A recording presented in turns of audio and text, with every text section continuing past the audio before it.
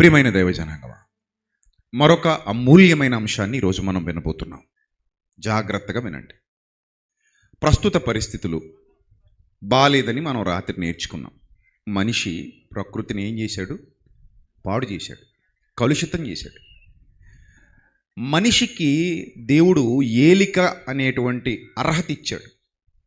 ప్రకృతిని అంతటిని మనిషికి దారాదత్తం చేసి, మీరు ఏలికలు, ఏలండి, భూమిని నిండించండి, అభివృద్ధి పొందండి, విస్తరించండి, ఏలండి అని చెప్పాడు మనిషికి. మనిషి దాన్ని సద్వినియోగం చేసుకోకుండా దుర్వినియోగం చేసుకుంటూ అందమైన ప్రకృతిని పాడు చేసినట్టుగా మనం నిన్న రాత్రి నేర్చుకున్నాం. అయితే ప్రియమైన దేవుని ప్రజలారా, ఇప్పుడు మనం గమనించవలసినటువంటి ప్రాముఖ్యమైన విషయం ఏమిటంటే, కాలిఫోర్నియాలో మంటలు చెలరేగాయి. చాలా పట్టణాలు భయంకరంగా కాలిపోతున్నాయి. భయంకరంగా, మామూలుగా కాదు. మీకు కాలిఫోర్నియా గురించి ఐడియా ఉండే ఉంటుంది. ప్రపంచ సినీ చరిత్రలో హాలీవుడ్ అనేది పేరెన్నికగన్నది. అంటే మన ఇండియాలో అయితే బాలీవుడ్ అంటారు, టాలీవుడ్ అంటారు మన తెలుగు సినిమా ఇండస్ట్రీని. అలాగే కోలీవుడ్ అని, మాలీవుడ్ అని ఇంకేవో ఉన్నాయి వుడ్లు. ఈ వుడ్లన్నిటికంటే పెద్ద వుడ్ ఏది? హాలీవుడ్. అక్కడ నుంచే ఈ కల్చర్ వచ్చింది. అంటే ఈ సినిమా కల్చర్, ఈ సినిమా ప్రపంచానికి వ్యాపించటం. అక్కడ నుంచి ఎంతోమంది గొప్ప గొప్ప దిగ్గజ దర్శకులు మిలియన్ల కొద్దీ డబ్బులు వసూలు చేసినటువంటి చిత్రరాజాలుగా పిలువబడుతున్నవి. అందులో మీ అందరికీ తెలుసు, అవతార్ కానివ్వండి, జేమ్స్ కెమెరూన్ డైరెక్ట్ చేసిన అవతార్ కానివ్వండి, లేకపోతే టైటానిక్ కానివ్వండి, ఇంకా అంతకుముందు ఇంకా చాలా ఉంటాయి. అవన్నీ కూడా ప్రపంచాన్ని అబ్బురపరిచాయి. అక్కడ నుంచి ఇక ప్రపంచ దేశాలన్నీ కూడా ఈ చలనచిత్ర పరిశ్రమ ఏర్పడింది. అలాంటి హాలీవుడ్ చిత్ర పరిశ్రమ, దానికి సంబంధించినటువంటి గొప్ప గొప్ప నటులు, పెద్ద పెద్ద నటులు, నటీమణులు, వాళ్ళందరూ కూడా కాలిఫోర్నియాలో ఉంటారు. అక్కడ ఇప్పుడు జరిగినటువంటి ఈ దావాలను, చాలా భయంకరమైనటువంటి దావాలను, మహాజ్వాలలు, ప్రచండమైన జ్వాలలు అలుముకున్నాయి.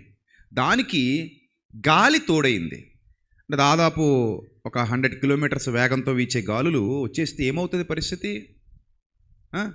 మొత్తం మంటలు దావాలనంలో వ్యాపించి పెద్ద పెద్ద పట్టణాలు, అక్కడ ఉన్నటువంటి ఆ ఏరియాలో ఉన్నటువంటి మంచి మంచి ప్రాంతాలు, రిచ్గా ఉన్నటువంటి ప్రాంతాలు పాడైపోతున్నాయి, నాశనం అయిపోతున్నాయి. మీరు ఇమేజెస్ చూడండి, ఎంత భయానకంగా వాతావరణం కనబడుతుందో, ఎంత భయానకంగా పరిస్థితులు కనబడుతున్నాయో చూడండి. అక్కడ చాలామంది పిల్లలు, చిన్న పిల్లలు కూడా ఉన్నారు చూడండి. అక్కడ పసిబిడ్డలు ఉన్నారా? కార్లు కాలిపోయాయి. ఇంకా అసలు ఆ కార్చిచ్చు ఇంకా వేగంగా విస్తరిస్తుంది, కారణమవుతుంది వీస్తున్నటువంటి గాలులు. పెద్ద పెద్ద బిల్డింగ్స్ కాలిపోతున్నాయి. చూడండి, ఎంత ట్రై చేసినా కూడా ఇంకా విపత్తును అమెరికా లాంటి అగ్రరాజ్యం కూడా, అమెరికా లాంటి గొప్ప దేశం కూడా ఆ కార్చిచ్చుని ఇంకా కంట్రోల్ చేయలేకపోతుంది. అంత ప్రమాదం అది, అంత భయంకరమైన ప్రమాదం. చూడండి ఆ పట్టణం ఎలా అయిపోయిందో మీరు చూస్తున్నారు. ఆ పట్టణం పరిస్థితి ఎలా ఉందో చూడండి. రిచ్ కంట్రీ, చాలా చాలా అత్యంత ధనిక నగరం, ధనికులు ఉండేటువంటి నగరాలు ఉన్న ప్రాంతం అది. ఆ ప్రాంతం పరిస్థితి అలా ఉంది. ఆ ప్రాంతం అలా మారిపోయింది. అలాంటి భయానకమైన వాతావరణం అక్కడ కనబడుతుంది. ఇంకా మంటలు అదుపులోకి రాలా. మరి ఎంతమంది చనిపోయారో ప్రస్తుతానికి తెలీదు. 24 మంది ఏమో చనిపోయారు అన్నట్టుగా వార్తలు వచ్చాయి, కానీ ఇంకా అధికారికంగా ఎంతమంది చనిపోయారు అనేది కంప్లీట్గా చాలామంది తెలియదని చెబుతున్నారు. అక్కడ అమెరికాలో ఉన్నటువంటి మన సహోదరులు కూడా నాతో మాట్లాడారు. అంటే వేరు ప్రాంతాల్లో ఉన్నవారు. వారితో కూడా నేను డిస్కస్ చేసినప్పుడు, అసలు ఏంటి కాలిఫోర్నియాలో ఇంత భయంకరమైనటువంటి పరిస్థితులు తలెత్తడానికి గల కారణం ఏంటి, ఏం జరిగిందంటే వాళ్ళు చెప్పారు, ఇలాంటి పరిస్థితులు ఇక్కడ చాలా సహజంగా గతంలో కూడా జరిగాయి. ఈ కార్చిచ్చులు వ్యాపించడం, మంటలు వ్యాపించడం, అడవులు తగలబడ్డం. ఎందుకంటే విస్తారమైన అటవీ ప్రాంతాలు ఉన్నాయి అక్కడ. విస్తారమైన అటవీ ప్రాంతం అది ఆ ఏరియాలో ఉన్నాయి. సో అవి తగలబడ్డం వల్ల అలాంటి విపత్తులు గతంలో కూడా కొన్ని సందర్భాల్లో సంభవించాయి. అయితే ఇప్పుడు సంభవించినటువంటి ఇది ఏదైతే ఉందో చాలా తీవ్రతరమైనది, చాలా భయానకమైనది, చాలా ఇబ్బందికరమైంది. పెద్ద పెద్దోళ్లే, అంటే ఎంత సెలబ్రిటీలు, అపర కుబేరులు, వాళ్ళ ఇల్లులు కూడా కాలిపోయేటువంటి పరిస్థితి ఏర్పడింది అని వాళ్ళ నుంచి సమాచారం వినబడింది. వాళ్ళు అక్కడ నుంచి ఖాళీ చేసి వేరు ప్రాంతాలకు వెళ్ళిపోతున్నట్టుగా తెలియవచ్చింది. సరే, ఇప్పుడు ఇలాంటి ఘటనలు సంభవించినప్పుడు దేవుని పిల్లలుగా మనం ఎలా రియాక్ట్ అవ్వాలి? అసలు ఏంటి దీని వెనుకున్న ఉద్దేశం ఏంటనేది దేవుని పిల్లలుగా ఎలా మాట్లాడాలి అనే విషయం మీద ఒకంత బాధ కలిగి ఈరోజు ఈ ప్రసంగాన్ని మీ మధ్యలో చెబుతున్నాను. దానికి గల కారణం ఏంటంటే, కొందరు, నేను ఫేస్బుక్ ఓపెన్ చేశాను ఇందాక, తెలంగాణకు చెందినటువంటి ఒక సహోదరులు మాట్లాడుతున్నారు, అలాగే మరొక కర్ణాటకకు చెందినటువంటి ఒక సహోదరులు మాట్లాడుతున్నారు, ఇంకా మరొక ఆంధ్రాకు చెందినటువంటి ఒక 2-3 సహోదరులు కూడా మాట్లాడుతున్నారు. కొంతమంది సహోదరులు అయితే ఫేస్బుక్లో పోస్టులు పెట్టారు నేరుగా. ఏమని పెట్టారంటే, కాలిఫోర్నియా అనేది సొదొమ గొమొర్రా లాంటి ప్రాంతం. సో ఈ సొదొమ గొమొర్రా లాంటి ప్రాంతం కనుక ఆనాడు ఆకాశం నుండి అగ్ని దిగి వారిని దహించినట్టుగా ఈరోజు దేవుని అగ్ని వారి మీదకి వచ్చింది, దేవుడి అగ్ని వారిని దహిస్తోంది అని కొన్ని పోస్టులు చూశాను. ఆ తదుపరి మరికొందరు, అక్కడ హాలీవుడ్ మీడియా ఎక్కువగా ఉంటుంది కనుక ఈ హాలీవుడ్ మీడియాలో వాళ్ళు ఏదో ప్రోగ్రామ్స్ కండక్ట్ చేసుకున్నారు. రెగ్యులర్గా జరుగుతాయి అవి కూడా. సినిమా పరిశ్రమకు సంబంధించినటువంటి ప్రోగ్రామ్స్ రెగ్యులర్గా ఎక్కడైనా జరుగుతూనే ఉంటాయి కదా, వాళ్ళు పబ్లిసిటీ వాళ్ళు చేసుకుంటూనే ఉంటారు. సో అలా జరుగుతూ ఉన్న క్రమంలో ఏదో ఒక పోల్ నిర్వహించారు. అందులో గాడ్ అని కింద రాశారు.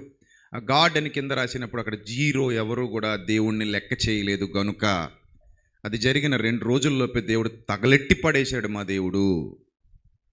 అంటే అది తగలెట్టేసింది మా దేవుడే. సో అది విన్నప్పుడు పాత నిబంధన బోధకులమా మనం క్రొత్త నిబంధన బోధకులమా అనే ఒక అనుమానం వచ్చింది.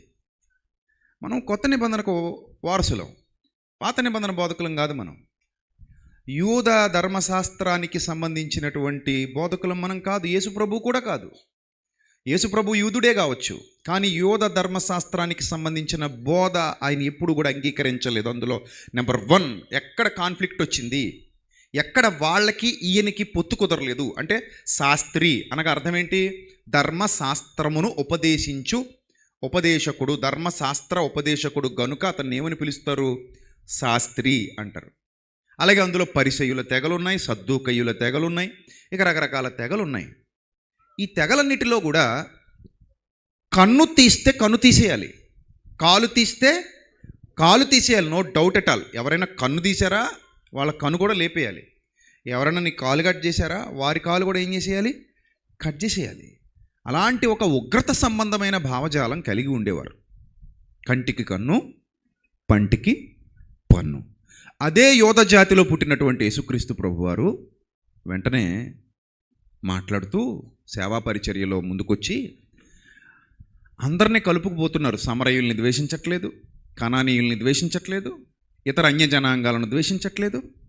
ఎవరొచ్చినా కూడా వాళ్ళకి స్వస్థత చేస్తున్నారు, వాళ్ళని ఆదరిస్తున్నారు, వాళ్ళని ప్రేమిస్తున్నారు, మనిషిని మనిషిగా చూడాలని నేర్పిస్తున్నారు. నిన్ను వలే నీ పొరుగువాడిని ప్రేమించని యూదులకు చెబుతూ, అలా ప్రేమించినోడు ఒక సమరయుడు రా నాయన, మీరందరూనేమో ఆ దొంగల చేతిలో చిక్కిన వాడిని కొట్టిపడేస్తే వదిలేసి వెళ్ళిపోయారు, కానీ ఒక సమరయుడు మీరు అంటరాని వాడిగా ఎంచుకుంటున్నటువంటి మీ జాతి కాని, మన జాతి కాని, గట్టిగా మాట్లాడితే ఆయన యూదుడే కదా, మన జాతి కాని, మనతో కూడా దేవాలయంలో ప్రవేశించడానికి అర్హత లేని ఒక అనామకుడు, ఒక అంటరాని వాడు సమరయుడు. ఆ సమరయుడు వచ్చి గాయాలతో కట్టబడిన వాడిని తీసుకుని పూటకోళ్ళవాని ఇంటిలో పెట్టి పరామర్శించి ఇంకేమైనా ఖర్చు అయితే నేను వచ్చినప్పుడు మళ్ళిస్తానని చెప్పి అంత ప్రేమను వ్యక్తపరిచాడు. అదిరా పొరుగువాడిని ప్రేమించడం అంటే. మీకు ఆ బుద్ధి లేదు, మీరు విడిచిపెట్టి వెళ్ళిపోయే బ్యాచ్ మీదని వాళ్ళను ఖండించటం మనకి తెలుసు. ఇలా చెప్పి ఆయన అంటారు,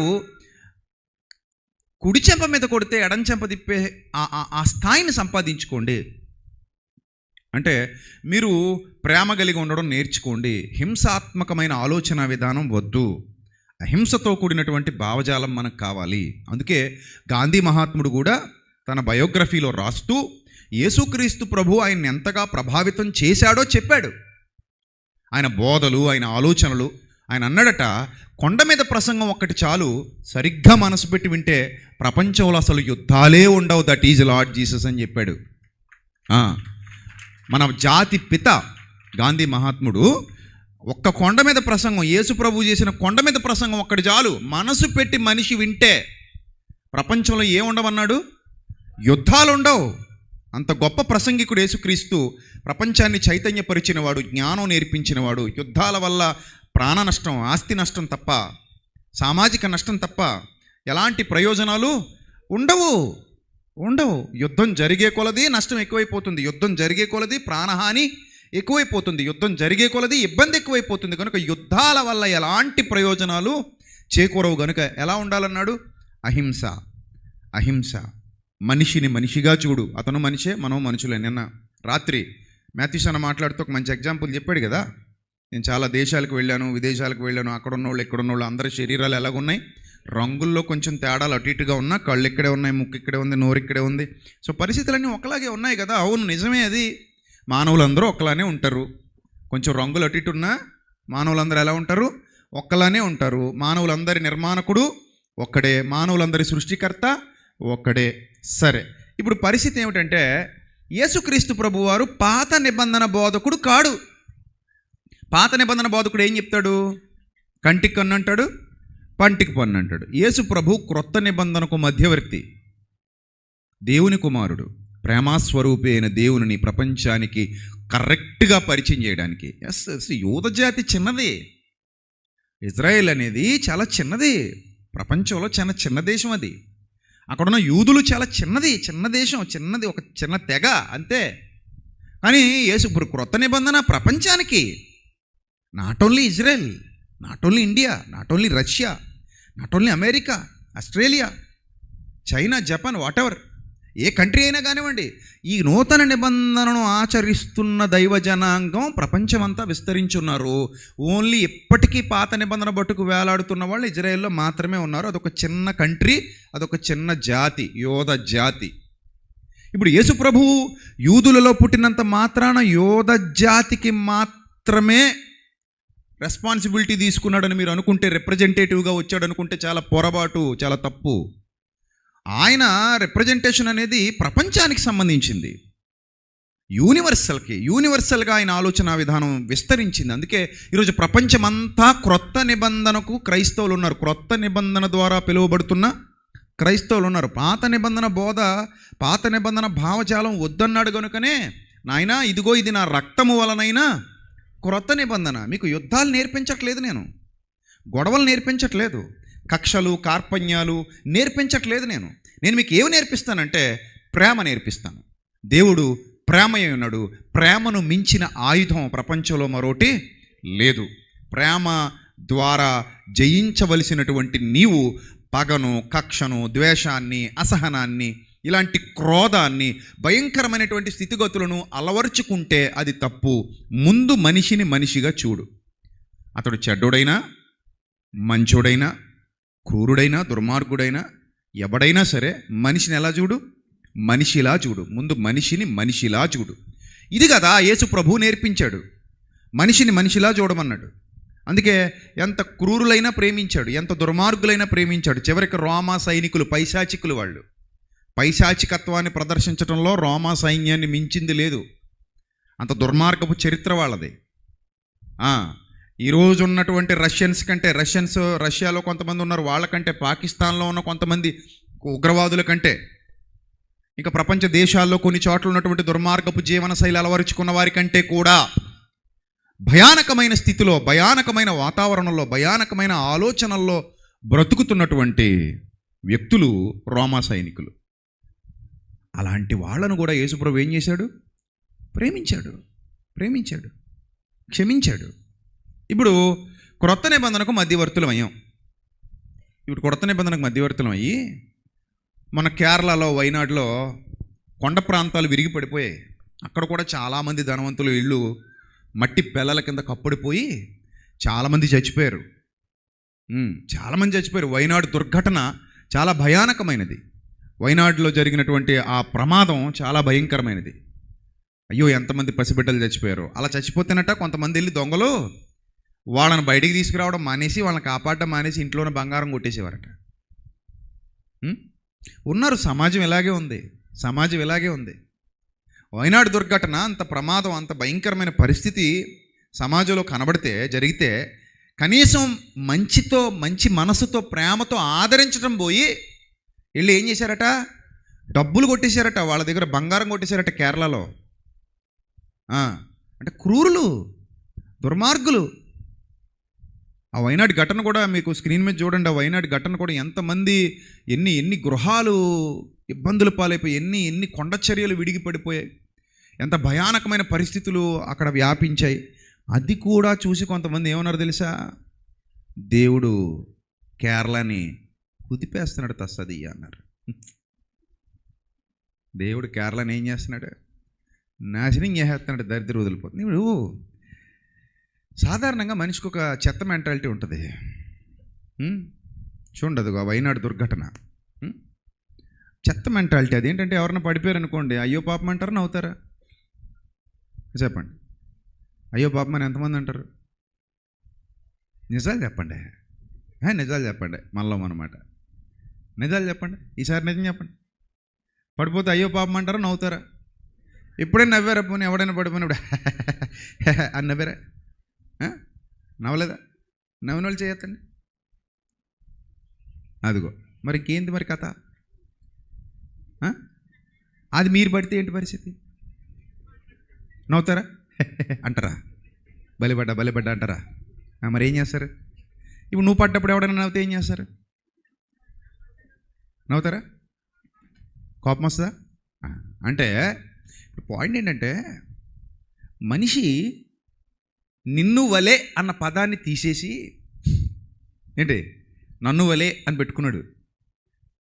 సాధారణంగా మనుషులు పడిపోయినప్పుడు, మనం పడిపోయినప్పుడు అయ్యో అనాలి అనిపిస్తుంది. అయ్యో పాపం అనాలని, దగ్గరకు వచ్చి అయ్యో పడిపోయావా, లేమ్మా లేలే అనాలని, ఆ ఒంటికంటుకున్న మట్టి దులపాలని, దెబ్బలేమైనా తగిలాయా అని అడగాలని, ఆదరించాలని, ఇలా ఉంటుంది మైండ్ సెట్.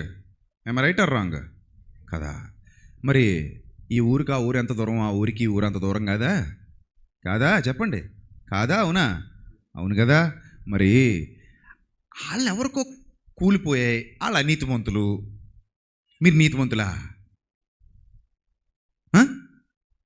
ఇప్పుడు ఒక పాయింట్ అడుగుతాను నేను.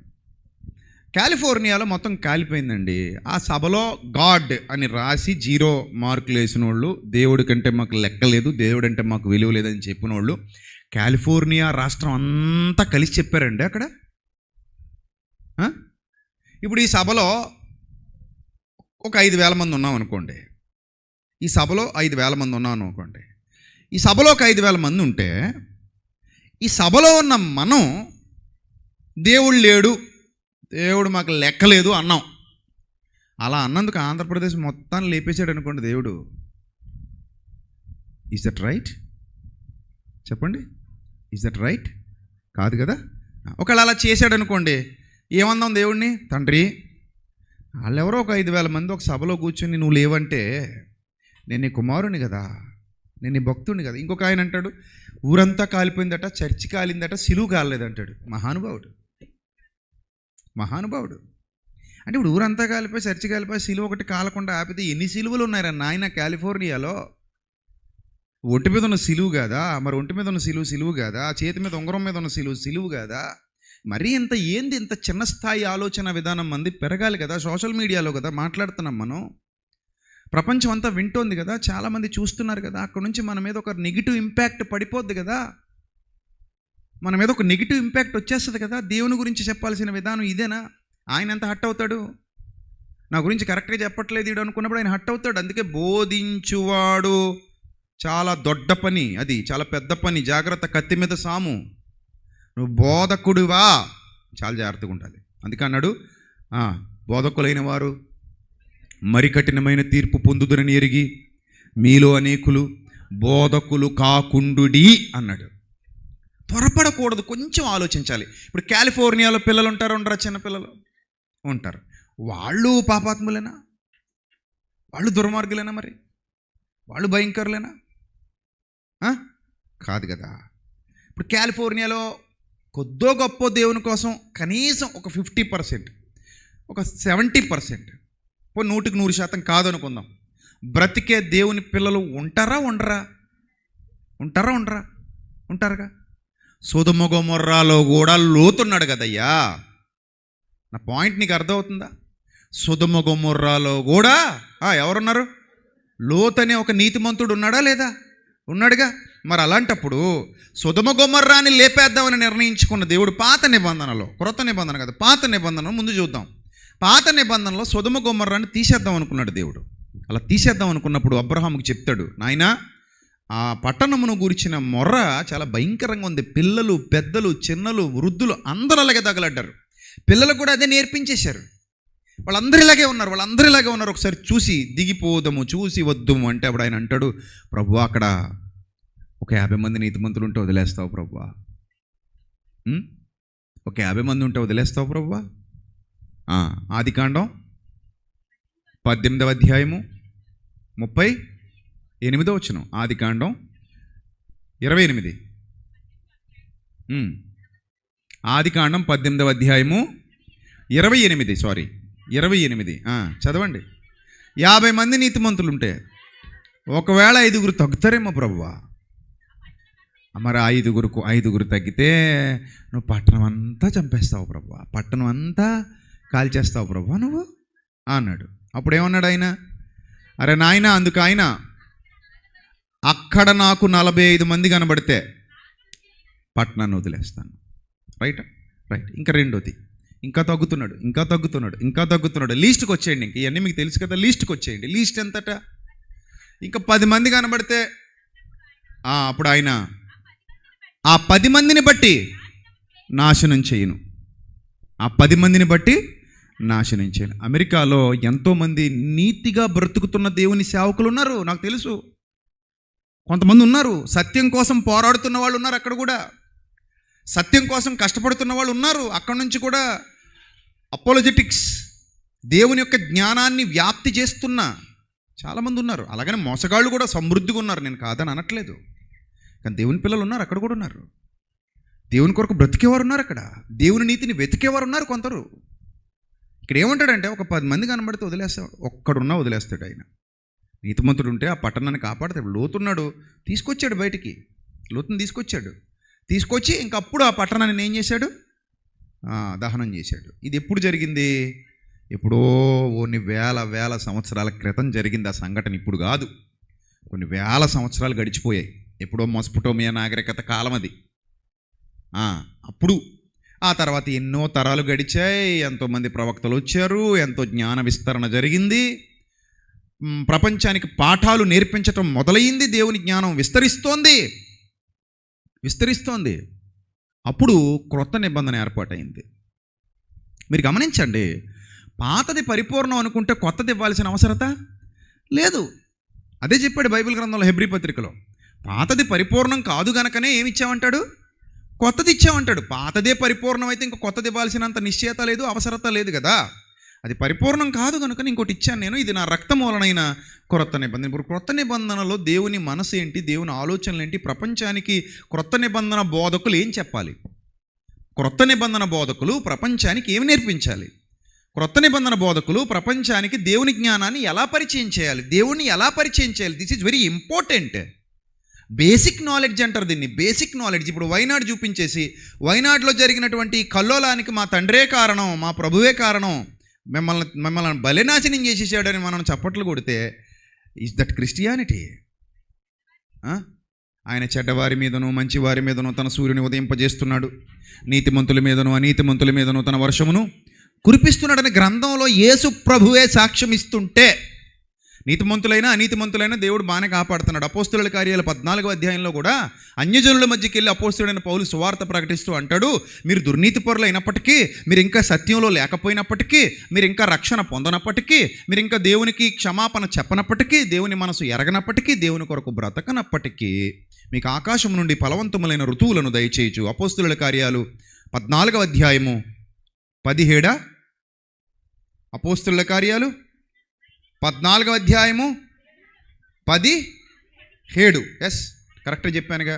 అయినను ఆకాశం నుండి మీకు వర్షమును ఫలవంతములైన ఋతువులను దయచేయచ్చు, ఆహారమును అనుగ్రహించుచు, ఉల్లాసముతో మీ హృదయములను నింపుచు, మేలు చేయుట చేత నా తండ్రి మేలు చేయువాడు, మేలు చేయుట చేత తన్ను గూర్చిన సాక్ష్యము లేకుండా చేయలేదని బిగ్గరగా చెప్పిరి.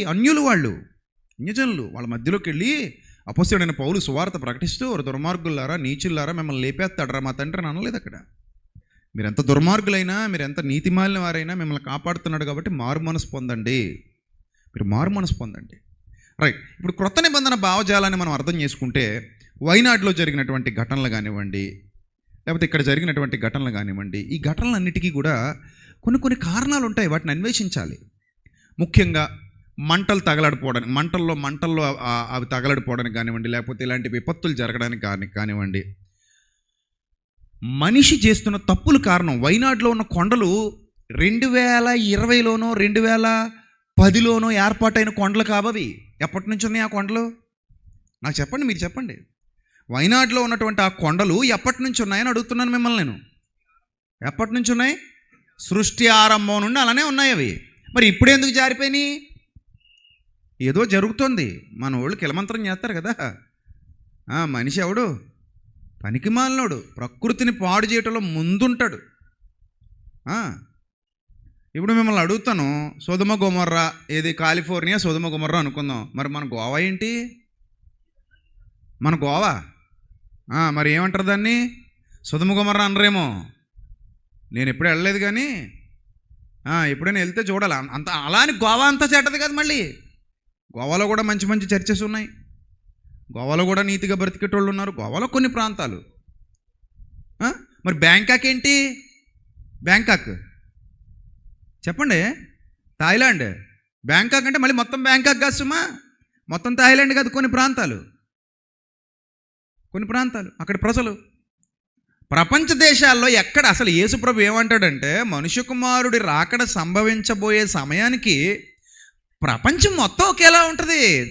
దెర్ ఆర్ నో డిఫరెన్స్ ఏమి ఉండదు. ఇప్పుడు ప్రపంచం మొత్తం అలాగే ఉంటుందని మరి నీతిమంతులు ఉండరన్నాడా యేసుప్రభు? ఉండడా? అలాగైతే మన అందరం కూడా ఎక్కడ పోవాలి ఇప్పుడు? సొదొమ గొమొర్రా బ్యాచేనా మనం? కాదుగా. అలాగని అందరం నీతిమంతులని చెప్పగలమా? చెప్పలేంగా. మొత్తానికి ఆయన కొరకు బ్రతికేవారు, ఎత్తబడేవారు మొత్తం మీద ఉంటారా? ఉండరా? అయ్యో ఉండాలి, లేకపోతే ప్రవచనం నెరవేరదుగా. ఉండాలి, ఎవరొకరు ఉండాలి, ఎత్తబడాలి, వెళ్ళాలి, ఆయన దగ్గరికి వెళ్ళాలి. మరి అలాంటప్పుడు మా దేవుడే, మా ప్రభువే వేసాడు, మా ప్రభువే తీసాడని మనం ఎందుకు ఆలోచించాలి కదా. అదేమో అందరూ అన్యజనులు ట్రోల్ చేస్తారు. ఇదిగోనట్టు ఏళ్ళ దేవుడేనట, ఇక్కడ రప్పించినట్టు ఏళ్ళ దేవుడేనట్టు, చంపేస్తున్నట్టు ఏళ్ళ దేవుడే, పొడి చేస్తున్నట్టు ఏళ్ళ దేవుడు నరికేస్తున్నాడు. ఒకటి చెప్పు, దేవుడు ఉన్నాడు రా నాయన, జాగ్రత్తగా ఉండు. మరణం తర్వాత నీ కర్మఫలాన్ని అనుభవించాలి నువ్వు, నీ క్రియల ఫలితాన్ని అనుభవించాలి నువ్వు. మనుష్యుడా, నువ్వేం విత్తుతున్నావో ఆ పంటను కొయ్యాలి నువ్వు. ఇది సువార్త. చెప్పు, తప్పులేదు. దేవుడు ఉన్నాడు, జాగ్రత్త అని చెప్పు. ఇక్కడ పోలీసు వదిలేస్తాడు, కేసు కొట్టేస్తాడు. అక్కడ పోలీస్ కంటే గొప్ప పోలీసు ఉన్నాడు, ఆయన చట్టంలో నీ కేసు తిరిగి రీఓపెన్ చేస్తాడు. ఇక్కడ క్లోజ్ అయిపోయిన కేసు అక్కడ ఓపెన్ అవుతుంది. దేవుడు ఉన్నాడు, జాగ్రత్త అని చెప్పు. ఇక్కడ కేసు క్లోజ్ అయిపోయింది, హ్యాపీ. కానీ అక్కడ కేసు ఓపెన్ అయింది. ఇక్కడ చస్తే కేసు క్లోజ్ అవుతుంది, అక్కడ చస్తే కేసు ఓపెన్ అవుతుంది. భలే ఉంది కదా. ఇక్కడ చస్తే కేసు ఏమవుతుంది? క్లోజ్ అవుతుంది. చచ్చాక నీ కేసు అక్కడ ఏమవుతుంది? ఓపెన్ అవుతుంది. దట్ ఈజ్ గాడ్ అని చెప్పు. అంతే. కానీ మనిషి చేసిన తప్పులన్నీ తీసుకొచ్చి దేవుడి మీద వేసేయకు. ఇప్పుడు అక్కడ అంత పెద్ద దావాలను వ్యాపించింది. ఇంత పెద్ద మంట కూడా అంత పెద్ద మంటతో స్టార్ట్ అవుద్దా? అడవిని తగలెట్టడానికి ఏం చాలంటారు? చిన్న అగ్గిపూల చాలట. లాస్ ఏంజిల్స్ కార్చిచ్చు, ఆ ఇమేజ్ ముందే. కాలిఫోర్నియా చరిత్రలోనే అత్యంత విధ్వంసకరమైన విపత్తుగా పేర్కొంటున్నారు. Yes, it's true. కాలిఫోర్నియా చరిత్రలో అలాంటి విపత్తు ఇప్పటివరకు రాలా, కానీ అప్పుడప్పుడు జరిగాయి. పైనుంచి హెలికాప్టర్స్తో వాళ్ళు ఆర్పడానికి ప్రయత్నం చేశారు మంటలవి. బలంగా వీస్తున్న పొడిగాలులు ఈ కార్చిచ్చులు మరింత వేగంగా విస్తరించడానికి కారణమవుతున్నాయి. దీంతో కార్చిచ్చు మరిన్ని రోజులు కొనసాగే అవకాశాలు ఉన్నాయి. ఇంచుమించు 14,000 ఫైర్ ఇంజన్స్ పనిచేస్తున్నాయట ఆర్పడానికి. 14,000 అంటే మాటలా? అందులో చాలామంది చిన్నపిల్లలు కూడా ఉన్నారు. మన పిల్లలే ఉన్నారనుకోండి కాలిఫోర్నియాలో. మీ రియాక్షన్ ఏంటి ఇప్పుడు? అరే వేసేస్తున్నాడు రోయ్ నిన్ను అంటావేటి, పిల్లడికి ఫోన్ చేసి అనవుగా, జాగ్రత్తరా బిడ్డ, నాయనా క్షేమంగా ఇంటికి చేరుకోరా నాయనా అంటావా? తల్లిని అడుగుతున్నాను నేను, తల్లుల్ని అడుగుతున్నాను, ఏమంటారు మీ పిల్లల్ని? అరే నాయనా క్షేమంగా వచ్చారా నాయన, అనవసరంగా పోయేవరా, నా దగ్గర ఉంటే బాగుండేదిరా, నిద్ర పట్టట్లేదురా నాయన, కడుపు కోతగా ఉందిరా నాయన, భయంగా ఉందిరా నాయన, అన్నం దిగట్లేదురా నాయన అంటావా? మరి అక్కడున్న తల్లులు కదా, అక్కడున్న తండ్రులు కదా, అక్కడున్న పిల్లలు కదా, పిల్లలేగా. ఎందుకు మరి ఏంటి ఏంటి అసలు మనం ఒకసారి ఆలోచించాలిగా, కొంచెం ఆలోచించాలిగా. ప్రతిదీ తీసుకెళ్ళి మా దేవుడు వేసేస్తున్నాడంటే అది కాదు. ప్రకృతిలో కొన్ని నియమాలు ఉంటాయి, ప్రకృతిలో కొన్ని పద్ధతులు ఉంటాయి. దేవుని ప్రభుత్వం ఇది, ఆయన ప్రభుత్వంలో కొన్ని పద్ధతులు ఉంటాయి. మనిషి ఈ ప్రకృతిని ఎలా ఎలా వాడుతున్నాడు అనేది ఇంపార్టెంట్. ఈరోజు గ్లోబల్ వార్మింగ్, చెట్లు కొట్టేస్తున్నాడు. చెట్లు కొట్టే ఇది వరకు ఎంత చెట్లు ఉండేవో, ఇప్పుడు ఎక్కడ చూసినా హైదరాబాద్లో ఎక్కడైనా చెట్లు కనబడతాయి. మీకు చెట్లు కనబడతాయి, పుట్టలు కనబడతాయా? గుట్టలన్నీ మెట్లు నరికేసి ఏం చేస్తున్నారు వాళ్ళు? ఇది వరకు గుట్ట ఏంటి, గుట్ట అంటే ఏంటి? యాదగిరి గుట్ట, పంజా గుట్ట అంటే అర్థం ఏంటి? అదో గుట్ట, దాని మీద చెట్లు మెట్లు పుట్టలు తట్టలు ఏవి ఉండేవి. ఇప్పుడు మొత్తం నరికి పడేసి ఆకాశ హర్మియానాలు కట్టేసి ఫ్లాట్ 10 మందికి అమ్మి పడేస్తున్నారు.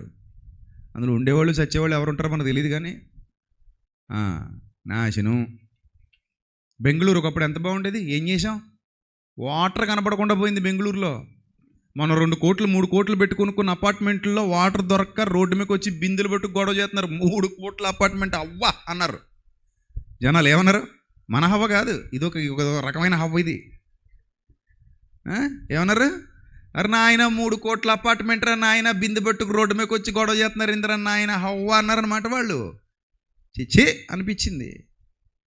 నరుక్కుంటూ పోతున్నారు. ఇంకా చెట్లు నరికేసి, పొట్లు నరికేసి, ప్రకృతిని పాడు చేసేసి, సముద్రాలని నాశనం చేసేసి, జంతుజాలాన్ని నాశనం చేసేసి, గ్లోబల్ వార్మింగ్ పెంచేసి, పనికిమాలిన టెక్నాలజీ అంతా తీసుకొచ్చేసి, ఇంకా భావితరాలకి ఏమి ఇవ్వం మనం. కెమికల్స్ మీద కెమికల్స్ భూగర్భంలోకి పంపించేసి మొత్తం సర్వనాశనం చేసేసి, తవ్వాల్సిన చోట తవ్వేసి, తవ్వకూడని లోతుల్లో కూడా వెళ్ళిపోయి మొత్తం తవ్వి తీసేసి, మనిషి స్వార్థపూరిత ప్రయోజనాల కోసం ప్రకృతిని విచ్చలవిడిగా నాశనం చేసేస్తే మరి తేడాలు వస్తాయి రావా?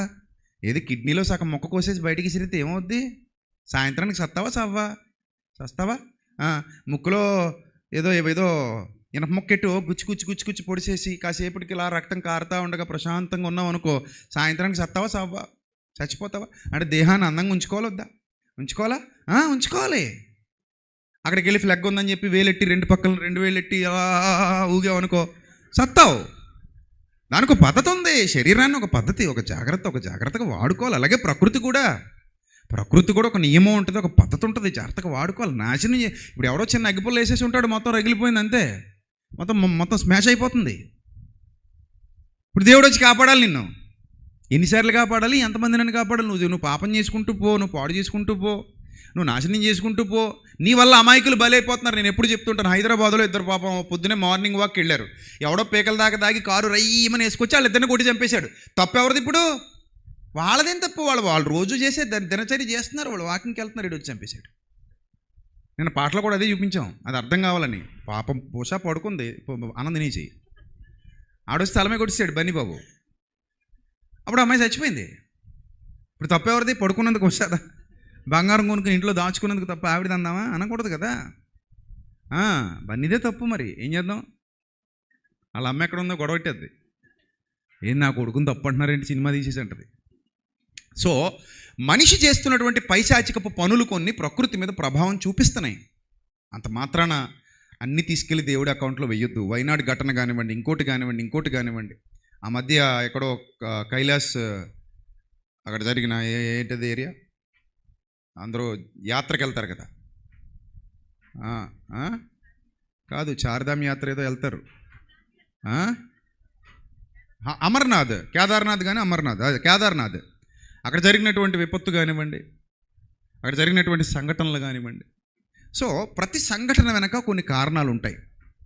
ఇప్పుడు మనం ఏం ఆలోచించాలంటే, విపత్తు సంభవించే సమయానికి, అనగా భయంకరమైనటువంటి పరిస్థితులు ఎప్పుడైతే సంభవిస్తాయో, ఈ సంభవించేవి ఎలా ఉండబోతున్నాయో దేవుడు తెలియజేస్తూ క్రొత్త నిబంధనకు వచ్చేసాం మనం. ఇప్పుడు మనం ఏ బోధకులం అయిపోయాం? క్రొత్త నిబంధన బోధకులం అయిపోయాం. క్రొత్త నిబంధనకు వచ్చేసిన తర్వాత ఆయన ఏం చెబుతున్నాడో ఒకసారి చూద్దాం. లూకాసు వార్త 9వ అధ్యాయము. యేసు ప్రభు వారి యొక్క క్యారెక్టర్ తెలియాలి మీకు. ఈ క్యారెక్టర్ చెప్పండి ప్రపంచానికి. ఈ లూకాసు వార్త 9వ అధ్యాయము 51 చూద్దాం. లూకాసు వార్త 9వ అధ్యాయము 51. ఈ క్యారెక్టర్ మనం ప్రపంచానికి చెప్పాలి. This is my lord Jesus Christ character అది చెప్పాలి. అంతే తప్ప మీరు వేదికల మీదకి వచ్చి లేకపోతే సోషల్ మీడియాలోకి వెళ్ళి కాలిఫోర్నియా తగలెట్టేసింది మా యేసు ప్రభువే, వైనాడులో మొత్తం అందరినీ కూల్చి చంపేసింది మా యేసు ప్రభువే అని చెప్పకూడదు. ఒక మాట మీకు చెప్పి అప్పుడు ఈ వచనంలోకి వెళ్తాను. ఇప్పుడు కాలిఫోర్నియాలో ఎవడో ఒక మీటింగ్ పెట్టుకున్నాడు, గాడ్ అనే పదానికి 0 మార్కులు వేసాడు. అది కరెక్ట్ అని మనం అనుకుందాం కాసేపు. అందుకనే మొత్తం కాలిఫోర్నియా 2 రోజుల్లో తగలడిపోతుంది అనుకుందాం. ఒకవేళ అదే నిజం అనుకుందాం.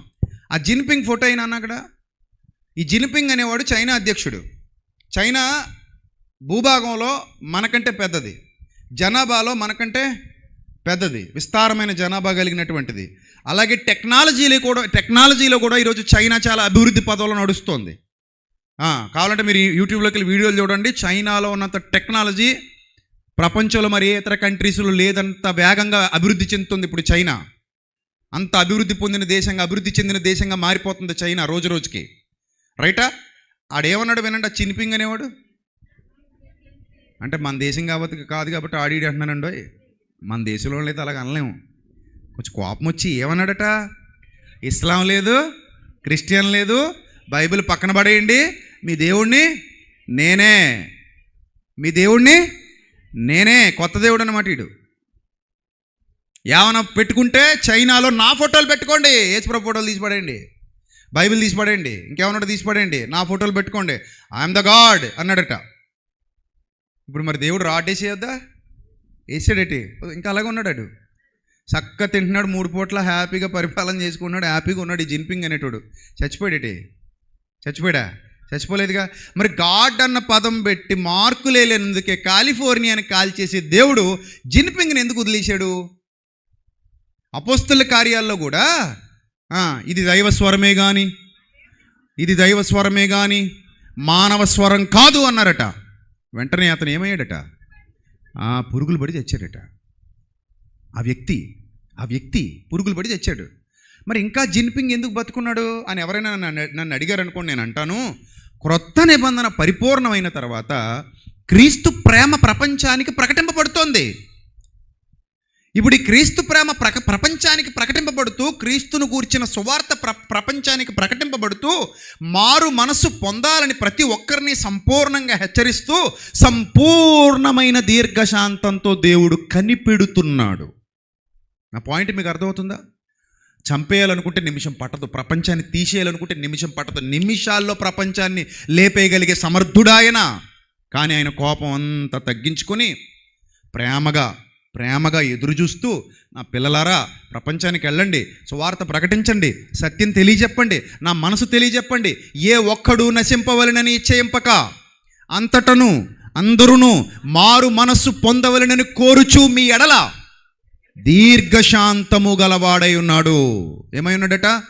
దీర్ఘశాంతము గలవాడై ఉన్నాడు. జిన్పింగ్ ఇంకా బతుకున్నాడు. ఈ జిన్పింగ్ లాంటి వాళ్ళు ఏమంటే అసలు మన తెలుగు రాష్ట్రాల్లో దేవుడు లేడని రోజు ప్రసంగాలు చేస్తున్నటువంటి నాస్తికులు కొన్ని వందల మంది ఉన్నారండి. ఆ మధ్య బాబు గోగినేని గారికి ఒక కౌంటర్ వీడియో కూడా ఇచ్చాను. ఏమన్నాడంటే ఆయన, వీళ్ళ బైబిల్లోనండి, బైబిల్ పేరెత్తి మరీ చెప్పాడు ఆయన, వీళ్ళ బైబిల్లోనండి పురుషులందరికీ ఒక పక్కటెముక తక్కువ ఉంటుంది అన్నాడు, ఈ క్రైస్తవులందరికీ ఒక పక్కటెముక తక్కువ ఉంటుందట, ఎందుకంటే వీళ్ళు ఎముకలు ఇరిసి వాళ్ళ దేవుడు వాళ్ళ భార్యల్ని చేస్తాడట, అందుకని అందరికీ ఒక్కొక్క ఎముక తక్కువ ఉంటుందట అని చెప్పాడు. అప్పుడు నేను అన్నాను, సైన్స్ దాన్ని ఒప్పుకోవట్లేదని కూడా అన్నాడు. అప్పుడు నేను అన్నాను, నాయనా మా బైబిల్లో ఎక్కడా కూడా మీ అందరికీ ఒక్కొక్క ఎముక తక్కువ ఉంటుంది, మీ ఎముకలు ఇరిసే మీ భార్యల్ని చేస్తానని ఎక్కడా అనలేదు. నీకు కావాలనుకుంటే ఎవరికి ఎముక తక్కువ ఉంటుందంటే ఆదాముకు ఒక్కడికే ఉంటుంది మహా అయితే, అంతే తప్ప మా అందరికీ ఉండదు, ఎందుకంటే మా ఎముకలు ఇరిసి మా భార్యలు చేయలేదు. ఒకవేళ అదే నిజమైతే సొలొమోన్ గారికి 1000 ఎముకలు ఎక్కడుండి చచ్చాయి? పాయింటా కదా? అంతే కదా మరి. కాబట్టి అలాంటివే ఉండవు. నీకెవడో తప్పుగా చెప్పాడు, అది నమ్మేసి నువ్వు బయట పబ్లిసిటీ చేసేస్తున్నావు. బైబిల్ ఎప్పుడు అలాగా చెప్పలేదు. నీకు ఎంతకే అనుమానంగా ఉంటే వెళ్ళి ఆదాము గారికి చేసుకో టెస్ట్, ఆ శవం ఎక్కడుందో ఎత్తుక్కొని. ఉంటే గింటే ఆయనకు ఉండొచ్చు తక్కువ. ఇంకా విచిత్రం ఏంటంటే, ఈ ఎముక పక్కటెముకున్న లక్షణం ఏంటంటే తీసినా మళ్ళీ ఎదుగుతుంది, 3 monthsలో ఎదిగిపోద్ది. ఇంకో లక్షణం ఏంటి చెప్పనా, మన లివర్ హాఫ్ కట్ చేసినా ఇంకో హాఫ్ మళ్ళీ ఏమైపోద్ది, ఎదిగిపోద్ది. బాడీకి ఉన్న లక్షణాలు, గోర్లు కత్తిరించిన మళ్ళీ ఏమవుతాయి, ఎదుగుతాయి. జుట్టు కత్తిరించిన మళ్ళీ ఏమవుతుంది, ఎదుగుతుంది. ఇప్పుడు నా కిడ్నీ ఎవరికో దానం చేశానండి, కాసేపు అనుకోండి పోని, ఆయన చెప్పిన వాదన, నా కిడ్నీ ఎవరికో దానం చేశాను, ఆ తర్వాత నేను పెళ్లి చేసుకుని బిడ్డగా అన్నాను, నా బిడ్డకి 2 కిడ్నీలు ఉంటాయా, ఒక కిడ్నీ ఉంటుందా? మరింతే. ఏంటండి ఇదే? బైబిల్ అలా చెప్పింది, బైబిల్ అలాగుంది, అలా ఉంటారు నాస్తికులు. వాళ్ళు ఏంటి దేవుడిని నమ్మరు, దేవుడు లేడంటారు. దేవుడు లేడని బుద్ధిహీనుడు తన హృదయంలో అనుకున్న. మరి ఇప్పుడు వాళ్ళందరి మీదకి ఒకరితో వచ్చేసింది ఏంటి? హాయిగా తింటున్నారు, హాయిగా ఉన్నారు, హ్యాపీగా బతుకుతున్నారు. మన రాంగోపాలవరం గారు ఏమంటాడు? దేవుడు ఉన్నాడా అంటే అసలు సమస్య లేదే, అసలు దేవుడు లేడంటాడు ఆయన. మరి ఏంటి పరిస్థితి? ఇప్పుడు ప్రపంచంలో కొన్ని వందల మంది ఉన్నారండి దేవుడు లేడని వాళ్ళు, కొన్ని వేల మంది ఉన్నారు. అంత మాత్రాన దేవుడు అన్ని ప్రాంతాల మీద ఉగ్రతను పంపించేసి అందరినీ చంపేస్తాడని మనం చెప్పడం అది కరెక్ట్ కాదు. ఎప్పుడు ఉగ్రత జరిగినా ఏం జరిగినా మనం ముందుకు వచ్చేసి మా యేసుప్రభు చేశాడు, మా యేసుప్రభు అన్యులందరూ అనుకుంటున్నారు. చూడండి యేసుప్రభు ఇలాంటి వీళ్ళకి సేవకులే చెప్తున్నారు అంటున్నారు. వద్దు బాబు, దయచేసి మీకు దండం పెడతాను ప్లీజ్. యేసుప్రభు మనసతి కాదు. ఏముంది చూడండి, లోకాసు వార్తలో ముగించుకుందాం మనం. అన్న వచ్చేసారు మన మధ్యకి. లోకాసు వార్త 9వ అధ్యాయము, లోకాసు వార్త 9వ అధ్యాయము 51. అందరూ దయచేసి ఓపెన్ చేసి చదవండి. లోకాసు వార్త 9వ అధ్యాయము 51. ఆయన పరమునకు చేర్చుకొనబడు దినములు పరిపూర్ణమగుచున్నప్పుడు ఆయన యెరూషలేమునకు వెళ్ళుటకు మనస్సు స్థిరపరుచుకుని తనకంటే ముందుగా దూతలను పంపెను. అంటే ఇప్పుడు ఆయన ఎక్కడికి వెళ్ళాలంటే మరణానికి రెడీ అవుతున్నాడు. యెరూషలేముకు వెళ్ళి ఆయన ఏమవుతారు? చనిపోతాడు. మరణించడానికి రెడీ అవుతున్నాడు. ఆయన ప్రాణం పెట్టడానికి రెడీ అవుతున్నాడు. రైట్. వారు వెళ్ళి ఆయనకు బస సిద్ధము చేయవలనని సమరయుల ఒక గ్రామములో ప్రవేశించిరి గాని ఆయన యెరూషలేముకు వెళ్ళని అభిముఖుడైనందున వారు ఆయనను చేర్చుకొనలేదు. చూడండి, వారు ఆయనను చేర్చుకొనలేదు అంటే నీకు ఇక్కడ ఆ అనుమతి లేదన్నారంట. ఎవరు అనుమతి లేదన్నది? సమరయులు. ఆ సమరయుల గ్రామంలో చేర్చుకోలేదు కాబట్టి, అంటే వీళ్ళు వెళ్ళి అడిగారు, శిష్యులు వెళ్ళి అడిగారు, బాబు మా ప్రభు వస్తున్నాడు, మా ప్రభు కొంచెం మార్గం సరళం చేయండి, ఆయనకు అవకాశం ఇవ్వండి, ఆయన ఇక్కడ ఉంటాడు, ఈరోజు బస చేస్తాం మేము ఇక్కడ, మాకు బస ఏర్పాటు చేయండి మీ గ్రామంలో, మాకు బస ఏర్పాటు చేయండి మీ గ్రామంలో, ప్రభు వస్తున్నాడు, ప్రభువు ఏం చేస్తున్నాడు, బస ఏర్పాటు చేయండి అడిగారు. అడిగితే వాళ్ళు ఏమన్నారు? రిజెక్ట్ చేశారు. వాళ్ళు యాక్సెప్ట్ చేయలా. ఏం చేశారు? రిజెక్ట్ చేశారు. గెట్ అవుట్ అన్నారు, పొమ్మన్నారు. అప్పుడు ఏం జరిగిందట చూడండి. అప్పుడు శిష్యులైన యాకోబు యోహాను అది చూచి, ప్రభువా, పుట్నోట్లో 3 ఏముంది చూడండి, ప్రతులలో ఏలియా చేసినట్లను కూర్చబడి ఉన్నదట. బాగా అర్థం చేసుకోండి, ఏం చేసినట్టు కూర్చబడిందట. పాయింట్ 3, ఒరిజినల్ మూల భాషలో ఆదిమ హెబ్రీ గ్రీకు భాషలలో నుండి భాషాంతరం చేయబడింది మన బైబిల్. ఒరిజినల్ ప్రతులలో మూల భాషలో ఏమనుందట అక్కడ? ఏలియా చేసినట్టు చేద్దామా అని అడిగారంట. ఎవరిని అడిగారంట? డైరెక్ట్గా యేసు ప్రభువుని అడిగారంట శిష్యులు. ప్రభువా, ఒకనాడు ఏలియా ఆకాశం నుండి అగ్ని దిగి మిమ్మల్ని దహించునుగాక అంటే చచ్చారు కదా ప్రభు అందరూ ఆయన్ని పట్టుకోవడానికి వచ్చినప్పుడు.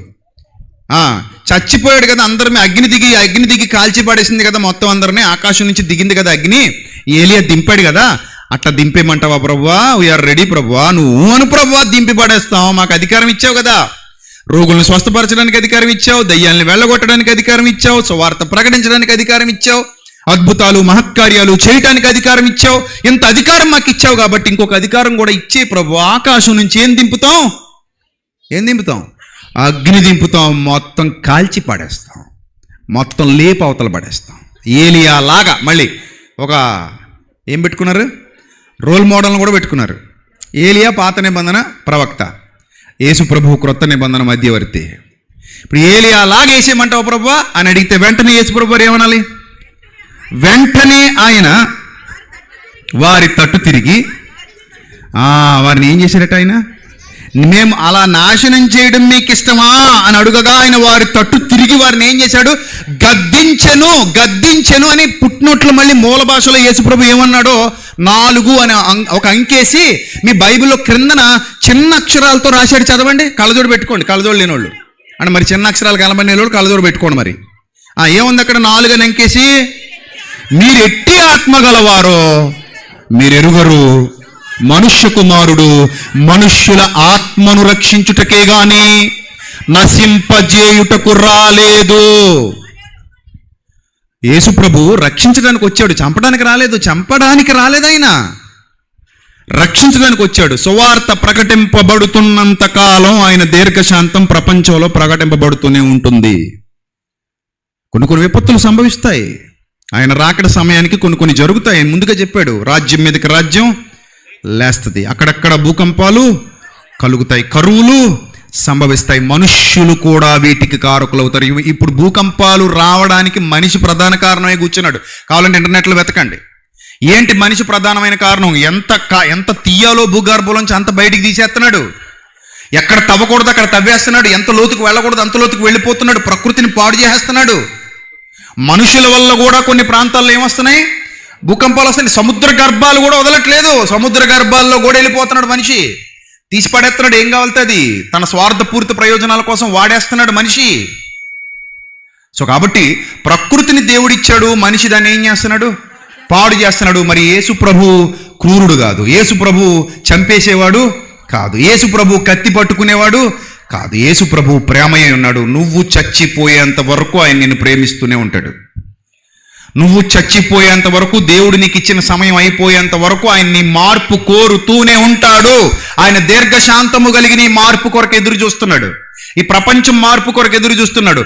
అసలు ఏ 100 మంది ఏ 1000 మంది నశింపవాలని నిశ్చయింపక అనలేదు ఆయన. ఏమన్నాడు? ఏ ఒక్కడూ నశింపవాలని నిశ్చయింపక. ఆ ఒక్కడు నువ్వు, నేను, మన అందరం, ఈ ప్రపంచ ప్రజలందరూ ఆయన పుట్టించుకున్న పిల్లలమండి మనం అందరం. ఆయన మాట వింటే పరలోకలైన సింహాసనం మీద కూర్చోబెట్టుకుంటానని వాగ్దానం చేశాడు ఆయన. తల్లి ప్రేమ కంటే, తండ్రి ప్రేమ కంటే గొప్ప ప్రేమ మన యేసుక్రీస్తు ప్రేమ. అందుకే ఏమన్నాడు తెలుసా? కింద, మనుష్య కుమారుడు మనుష్యుల ఆత్మను రక్షించుటకే గాని నశింపజేయుటకు రాలేదు, మీరు ఎట్టి ఆత్మ గలవారో చూసుకోండి అన్నాడు. నువ్వు ఎట్టి ఆత్మ గలవాడవో చూసుకో. ప్రేమిస్తున్నావా, ద్వేషిస్తున్నావా?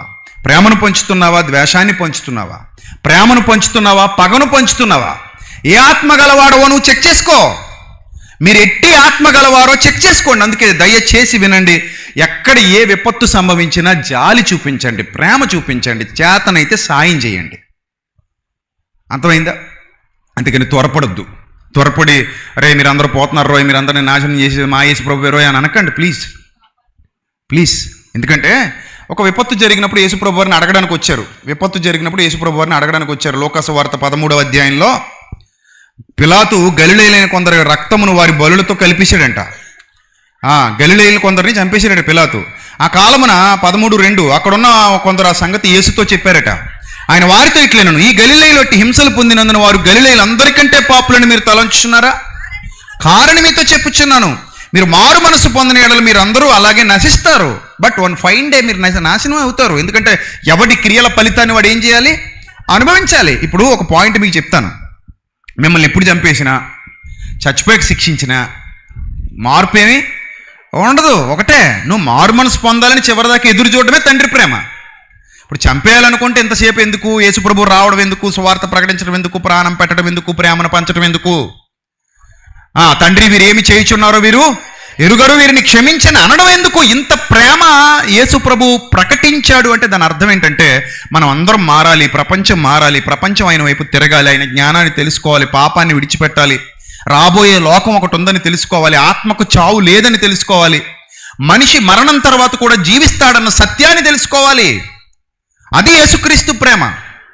విపత్తులు సంభవిస్తూనే ఉంటాయి. ఇప్పుడు కరోనా వచ్చింది, కరోనాలో చాలామంది చచ్చిపోయారు. అప్పుడు ఏమన్నారు చాలామంది? ఇదిగో దేవుడు లేపేస్తున్నాడు కరోనా ద్వారా అన్నారు. కానీ ఆ తర్వాత ఏమైంది? కరోనాలో నీతిమంతులు కూడా చచ్చిపోయారు, కరోనాలో పరిశుద్ధులు కూడా చచ్చిపోయారు, కరోనాలో ఎంతమంది సేవకులు కూడా చచ్చిపోయారు, ఎంతమంది విశ్వాసులు చచ్చిపోయారు, కొంతమంది ప్రాణాపాయ పరిస్థితుల్లోకి వెళ్ళి బయటకు వచ్చారు.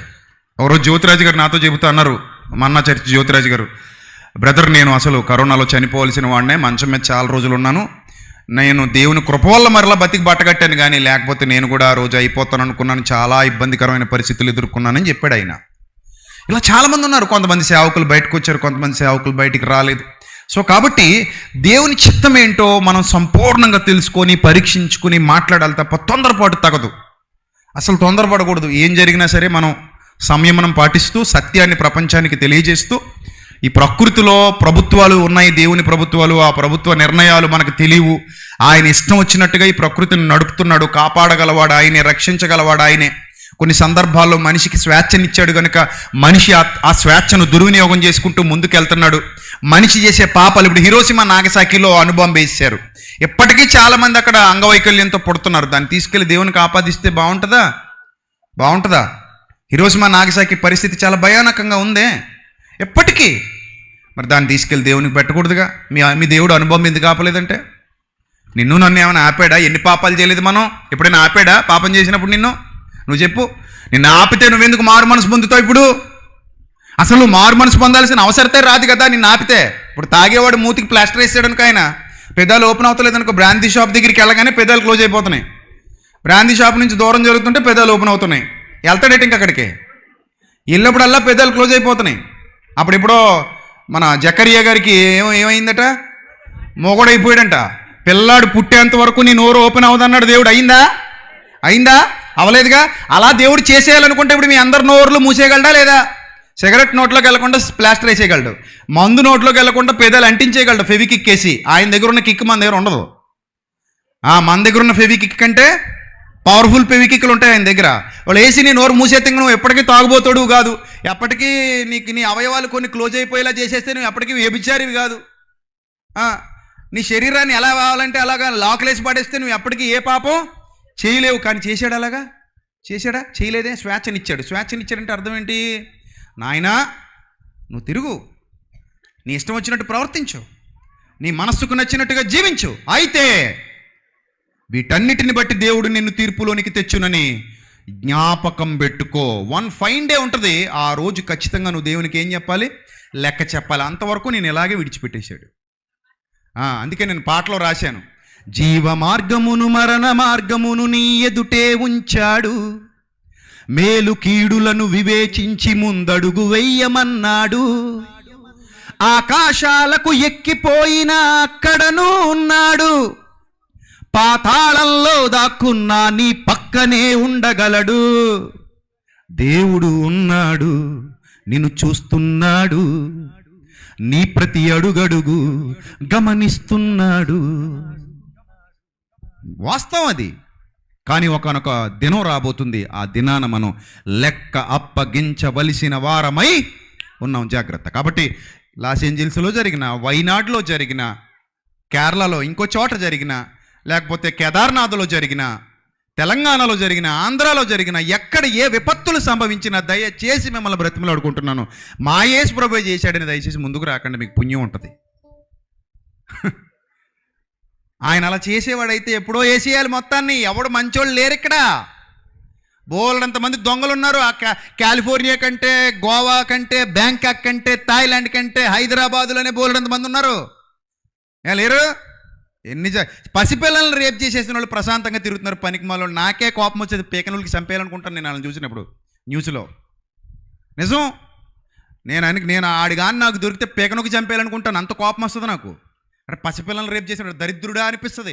పసిబిడ్డలు 6 నెలలు తిరగిన పసిబిడ్డ మీద పడ్డాడు ఒక మృగం, మనం వార్తల్లో చూసాం. మరి ఏం చేయాలండి దేవుడు? ప్రతి వాడికి శిక్ష ఉంది. ఇక్కడ జస్ట్ ఓపిక, సహనం, దీర్ఘశాంతం, సహనంతో ఉన్నాడు. అలాగా ఏం కంగారు పడకండి, అన్నీ చూస్తాం అక్కడికి వెళ్ళిన తర్వాత. ఇక్కడ ఏదో మనుషులు అనుకుంటున్నారు దేవుడు ఏం చేస్తున్నాడు, మీ దేవుడు ఎందుకు మాట్లాడట్లేదు, మీ దేవుడు ఎందుకు చర్యలు తీసుకోవట్లేదు, ఆయన ఎందుకు స్పందించట్లేదు, ఇంత జరుగుతుంటే దేవుడు ఎందుకు మౌనంగా ఉన్నాడని యూట్యూబ్లో వీడియోలు పెడుతున్నారు కొంతమంది. వాళ్ళందరికీ చెబుతున్నా, నిన్ను పుట్టించింది ఎవరు? దేవుడు కాదా? నిన్ను సృష్టించింది సృష్టికర్త కాదా? ఈ ప్రకృతిని కలిగించింది దేవుడు కాదా? సూర్యుడిని ఏమైనా నువ్వు ఉదయింపజేస్తున్నావా? మన ప్రధానమంత్రి గారు ఉదయింపజేస్తున్నారా? చంద్రుడిని ఏమైనా నువ్వు తీసుకొస్తున్నావా, లేకపోతే అమెరికా ప్రెసిడెంట్ తీసుకొస్తున్నాడా? ఆకాశ నక్షత్రాల కదలికలను నియంత్రిస్తున్నది ఎవరు? సమస్త ప్రభుత్వాన్ని నియమించి నడిపిస్తున్నది ఎవరు? సర్వోన్నతుడైన దేవుడు కాదా? మరి అందుకే అన్నాడు ప్రకటన గ్రంథంలో, అన్యాయము చేయువాడు ఇంకను అన్యాయమే చెయ్యనిమ్ము. అందుకు ఆగిపోయాడు. అలాగా అన్యాయము చేయువాని ఇంకను అన్యాయమే చేయనిమ్ము, పవిత్రుడైన వాని ఇంకను పవిత్రుడుగానే ఉండనిమ్ము, ప్రతి వానికి చుటకు వాని జీతం రెడీ చేసి రాసి పెట్టేశాను బిడ్డ, ఎవ్వడి దాడికి ఇచ్చేస్తా. మారితే మంచిది, మారకపోతే నీ ప్రాణానికి నువ్వే ఉత్తరవాదివి. అది దేవుని లెక్క. అర్థమైందా? కాబట్టి ఎక్కడ ఏం జరిగినా దేవుడి మీద వేసేయకండి. మొన్న వైజాగ్లో ఏదో గ్యాస్ లీక్ అయిందట, చాలామంది ఇబ్బందులు పడ్డారు, కొంతమంది చనిపోయారని విన్నాను నేను. ఇలాంటివి జరుగుతుంటాయి. గ్యాస్ లీక్ అవడం అంటే ఇప్పుడు కొన్ని చోట్ల భయంకరమైన ఫ్యాక్టరీలు పెట్టేశారు. ఏదైనా పేలింది అనుకోండి, ఏమైపోద్ది? బ్లాస్ట్, భయంకరమైన బ్లాస్ట్. ఆ చుట్టుపక్కల ఉన్న వాళ్ళందరూ ఎగిరిపోతారు. 1984 భోపాల్ దుర్ఘటన, 1984 నేను పుట్టిన సంవత్సరం. భోపాల్ దుర్ఘటన, ఎంతమంది లేచిపోయారు, ఎంతమంది లేచిపోయారు. ఎప్పటికీ అలాంటి భయానకమైన పరిస్థితులు కనబడుతున్నాయి అక్కడక్కడ. మనిషి చేస్తున్న తప్పులు ప్రకృతిలో ఎన్నో విలయాలకు కారణమవుతున్నాయి. చేతులరా కూర్చున్న, అందుకే కరోనా పాటలో రాశాను, కూర్చుని ఉన్న కొమ్మను నరికి దుఃఖిస్తున్నామా ఓ మనిషి, ఓహో మనిషి, నీ చేతలు బాగుండుంటే ఈ చేతులు కడిగేదుందా ఓ మనిషి, ఓహో మనిషి, నీ నడబడి బాగుండుంటే ఈ ముఖమును కప్పేదుందా. నడిసంద్రంలో మునిగాక ఓడలు చేద్దామా, చేతులు కాలిన తరువాత ఆకులు పట్టుకుందామా, స్వార్థం నిలువున నిండి ప్రకృతి పాడు చేశామా, కూర్చుని ఉన్న కొమ్మను నరికి దుఃఖిస్తున్నామా ఓ మనిషి, ఓహో మనిషి, నీ చేతలు బాగుండుంటే ఈ చేతులు కడిగేదుందా. సో మనిషి అర్థం చేసుకోవాలి ఈ విషయాన్ని, దేవుని జ్ఞానాన్ని అర్థం చేసుకోవాలి. మనిషి అన్నీ ఇచ్చాడు, తగలేసుకుంటున్నాం. అందమైన దేహాన్ని ఇచ్చాడు, పాడు చేసుకుంటున్నాం. చెప్పాను కదా రాత్రి, క్యాన్సర్లతో నోరు కుళ్ళిపోయింది ఒక ఆయనకి అని చెప్పాను. సో కాబట్టి జాగ్రత్త, దేవుని యొక్క సత్యాన్ని తెలుసుకుందాం, క్రీస్తు ప్రేమను పంచుదాం, ప్రకటిద్దాం, అనేక మందికి క్రీస్తు సువాసనలు వెదజల్లుదాం. నా క్రీస్తు క్రూరుడు కాదు, నా క్రీస్తు దయలేనివాడు కాదు, నా క్రీస్తు ప్రేమయ్య ఉన్నాడు. ఆయన ప్రపంచానికి ప్రేమ జ్యోతిని వెలిగించినవాడు. అందుకే నేను లోకమునకు వెలుగై ఉన్నానని ప్రపంచానికి చెప్పినవాడు. ప్రతి మనిషిని మారడానికి అవకాశాలు ఇస్తూ దీర్ఘశాంతంతో కనిపెడుతున్నాడు. కానీ వన్ ఫైన్ డే ప్రకృతి చక్రం పంచభూతాలు మిక్కుటమైన వేండ్రముతో లయమైపోయే దినం రాబోతుంది. కాలిఫోర్నియా ఒకటే కాదు, నాట్ ఓన్లీ కాలిఫోర్నియా, గ్లోబ్ మొత్తం విశ్వ వినాశనం జరగబోతోంది. ఆ వినాశనం జరగబోయే రోజు అది చాలా ప్రమాదకరంగా ఉంటుందని బైబిల్ చెబుతోంది. ఆయన రాకడ అంత శక్తివంతంగా ఉంటుందని బైబిల్ చెబుతోంది. దానికి సిద్ధపడదాం. దేవుని దినపు రాకడ కొరకు కనిపెట్టుచు జాగ్రత్త కలిగి బతుకుదాం అన్నాడు పేతురు. జాగ్రత్త కలిగి బతుకుదాం అన్నాడు పేతురు. కాబట్టి అలా బ్రతుకుదాం, అలాంటి సత్య సంబంధమైన ఆలోచన విధానంతో ఎదుగుదాం. మన ముందున్న దైవజనులు జాన్ వెస్లీ అన్నయ్య మరిన్ని సంగతులు మనతో మాట్లాడతారు. కాబట్టి శ్రద్ధాశక్తులతో భయభక్తులతో మీరు దేవుని మాటలు వినాల్సిందిగా మీ అందరినీ కోరుతున్నాను. ఈరోజంతా ఆయన మనతో ఉంటారు, రాత్రికి కూడా మనతో ఉంటారు. సో ఈ విలువైన సమయాన్ని అందరం సద్వినియోగం చేసుకుందాం. తలలు వంచండి, చిన్న ప్రార్థన. మహాపరిశుద్ధుడైన మా కన్న తండ్రి, మహోన్నతుడ, దయగల దేవ, కృపగల ప్రభా, మీ పవిత్ర నామానికి స్తుతులు స్తోత్రాలు చెల్లిస్తున్నాను తండ్రి. ప్రభా, మీ ప్రేమ గొప్పది, మీ కృప గొప్పది, మీ దయ గొప్పది. ఎంతోమంది క్రూరులు ఉన్నారు తండ్రి ప్రపంచం నుండి, ఎంతోమంది భయంకరులు ఉన్నారు, ఎంతోమంది నీచులు ఉన్నారు, దుర్మార్గులు ఉన్నారు. వారందరి ఎడల మీరు బాధపడుతున్నారు, వారందరి మార్పు కొరకు మీరు ఎదురు చూస్తున్నారు. వారందరి ప్రభా జీవితాలు మారాలని, మారు మనస్సు పొందాలని దీర్ఘశాంతము గలవారే మీరు తప్పిస్తున్నారు. కుల మత జాతి ప్రాంత భేదాలు లేకుండా తండ్రి వారి మార్పు కొరకు మీరు కనిపెడుతున్నారు తండ్రి. మీ పిల్లల్లో మార్పు తీసుకురావాలని మీరు పడుతున్నటువంటి తపన, తాపత్రయం అది ఎరిగిన వారముగా తండ్రి ఈ సత్యాన్ని ప్రపంచానికి చెప్పడానికి నడుం బిగించి ముందుకొచ్చాం మీ సేవకులుగా. మమ్మల్ని బలపరచండి, మీ కృపలో భద్రపరచండి, జ్ఞానం ఇవ్వండి, వివేకం ఇవ్వండి, మీ సన్నిధి కాంతి మా అందరి మీద ప్రకాశింపజేయండి. ముఖ్యంగా మా మధ్యకు వచ్చిన మీ సేవకుడిని బలపరచండి, అనేకమైన సంగతులు మాతో మాట్లాడండి, మా అందరికీ నేర్పించండి. ఈ సత్యవాక్య విస్తరణలో మేమందరము ప్రయాసపడి తండ్రి ఉన్నట్టుగా మీ యొక్క జ్ఞానాన్ని ప్రపంచానికి పరిచయం చేసి తండ్రి గౌరవప్రదమైన రీతిలో మీ సత్యాన్ని విస్తరింపజేసి అనేక మంది తండ్రి సత్యవాక్యమును ఎరిగి ప్రభ మారు మనస్సు పొంది నిత్యజీవాన్ని స్వతంత్రించుకున్నట్లుగా, వారి పాపపు బ్రతుకులను మార్చుకున్నట్లుగా, వారి జీవితాలను మీకు సంపూర్ణంగా సమర్పించినట్లుగా మీ సహాయమును దయచేయమని ఘనత, మహిమ, ప్రభావములు మీకు మాత్రమే చెల్లిస్తూ యేసుక్రీస్తు ప్రభు వారి దివ్యనామంలో ప్రార్థన మనవులు సమర్పించి మీ వద్ద నుండి జవాబు పొందుకుంటున్నాం మా కన్న తండ్రి. ఆమేన్. అందరికీ వందనాలు. మే లార్డ్ బ్లెస్ యు ఆల్.